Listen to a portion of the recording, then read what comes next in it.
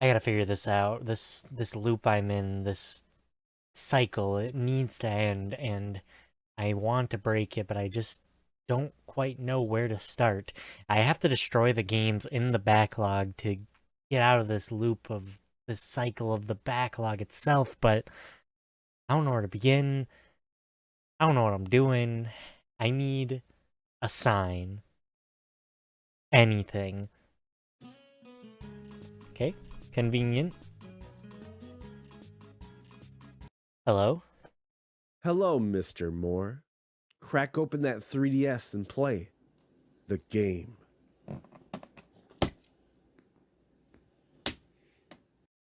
Sonic Generations. I actually really love this game.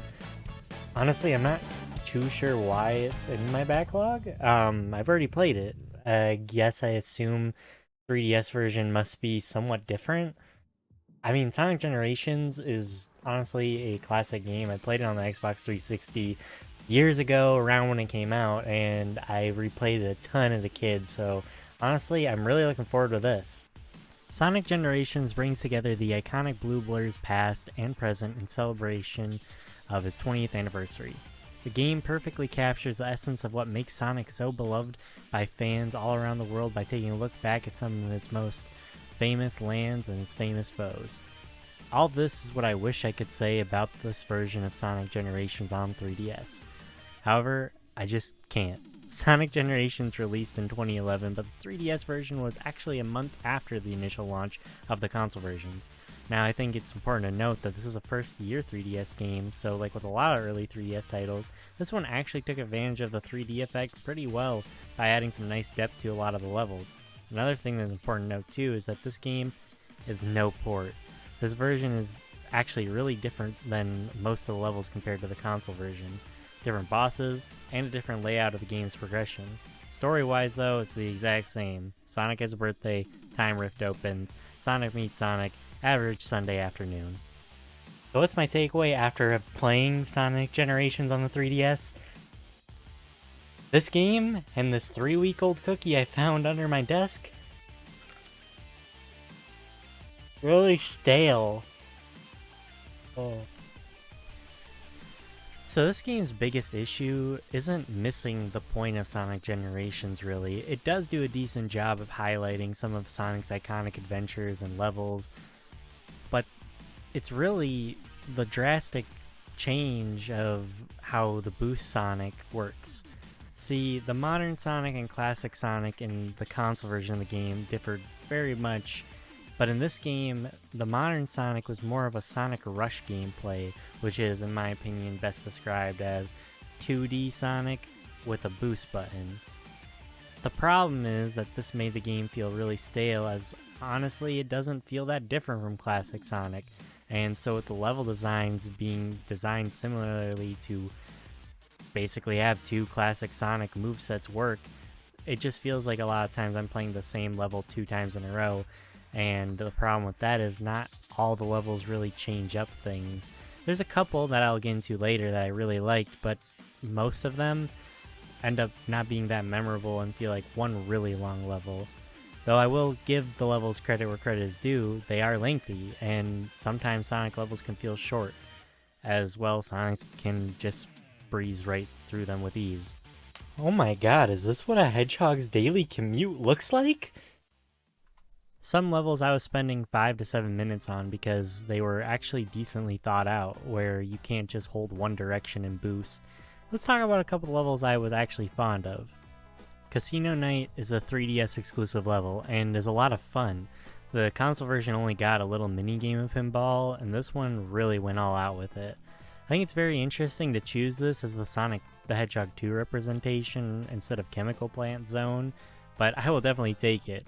It is also the most different zone in an Act 1 to Act 2 aspect, as Act 1 is more classic recreation, doing the whole pinball gimmick, while the second one expands on the pinball to also having this cool roulette wheel section, and all just feels very alive and really makes the game pop, and is probably the example I would show where this game has the most potential. And sadly, from here on out, although I do like some more of the levels, this is by far the best one.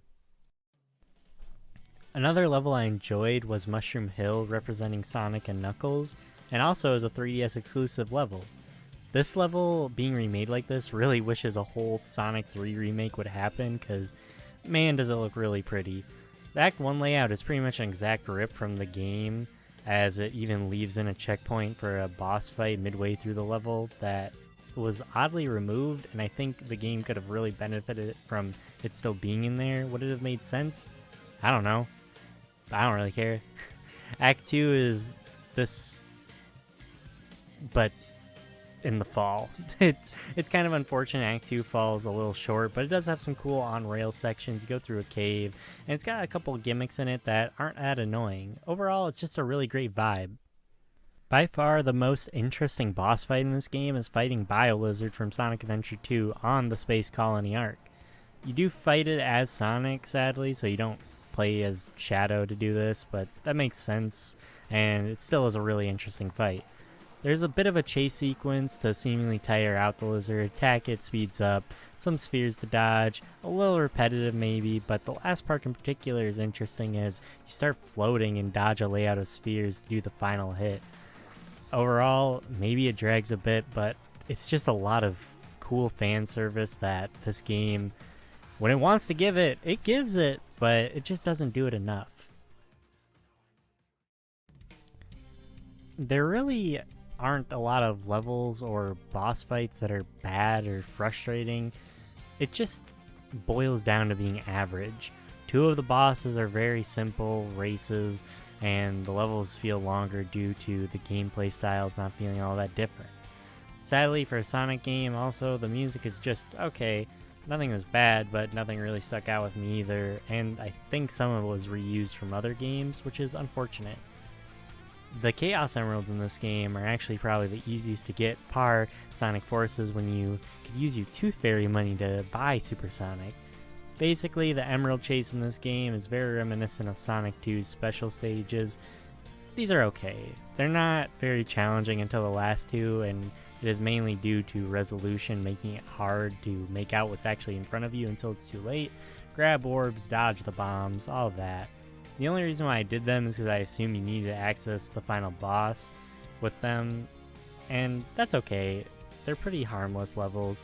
It's pretty impressive for the 3DS as I could actually make out everything regarding the final boss. There's a lot of stuff going on, so I don't know why the Sonic 2 levels in this couldn't have been the same, but yeah, you defeat the boss. It's a Touhou-esque boss, so it's a little bit of a bullet hell action. It can be a little frustrating because it tries to teach you something without saying something, how to dodge some stuff, but overall, fun little boss. You defeat it, the game ends with Sonic lying to his past self.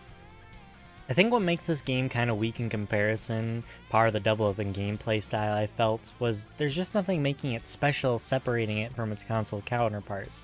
In the console version of the game, there's much more depth and creativity to the challenges it offers, compared to this one where there's over 100 of them, which definitely ends up feeling more quantity over quality, as most of the challenges in this game are do this thing fast or don't get hit doing this thing.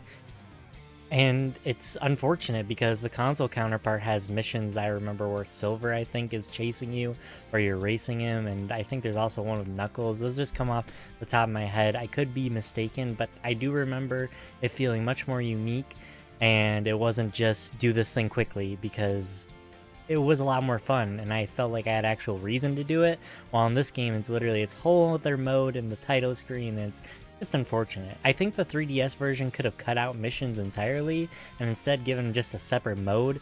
Like, what about Big's fishing using the touchscreen, or a little Chow simulator where maybe it's kind of like the Chow Garden and you just use the touchscreen? Or in this game, instead of the Chaos Emeralds being reminiscent of Sonic 2, maybe have it reminiscent of the Knuckles levels we got in Sonic Adventure 2. Gives it a chance to maybe go back and fix up what people didn't like too much about it. I enjoyed them personally, but it would have been a lot more unique and reflected on Sonic's history. In this game, it just doesn't feel like they wanted to explore too much further than they already had done on the console counterparts, and it just ends up falling flat. In conclusion, if I had to choose between Sonic Generations and a pack of cigarettes, Honestly, inhaling the GBA slot on a DS gives me more of a rush than either. Well, that is the first of hopefully not many games in my backlog down. Honestly, I'm not sure how many there are to go through.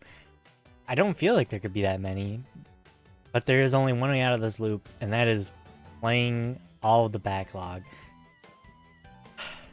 I I understand why this game is in my backlog now looking at it. It doesn't not have a reason to exist, but it really is just an inferior version of an actually pretty good game on consoles. I don't recommend playing this version. There's not a whole lot worth checking out that is exclusive to it, and I wish I could say the opposite, and I think that's really the problem with it. With that all being said, I think it's time to set off on my next journey. See y'all later. It seems I've underestimated him. No matter. There's hundreds of us. He will never escape. Never!